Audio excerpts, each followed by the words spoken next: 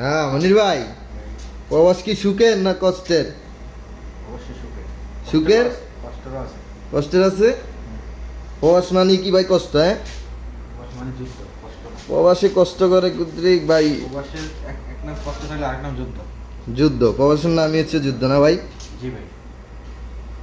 আসলে ভাই এই যুদ্ধ করে, যুদ্ধের মাঝে অনেক কিছু থাকে ভাই। মনে কি ভাই শান্তি থাকে সব সময়? না ভাই, সবসময় থাকে। সব সময় আল্লাহর জন্য থাকে, মানুষের জন্য থাকে না। মানুষের জন্য থাকে না, কারণ মানুষের ব্যবহার এক একজনের এক এক রকম। একদম একদম। Thank you so much. কাজ করতেছে বড় ভাই অনির ভাই, দেখেন কত কষ্ট। হ্যাঁ, এই হলো প্রবাস।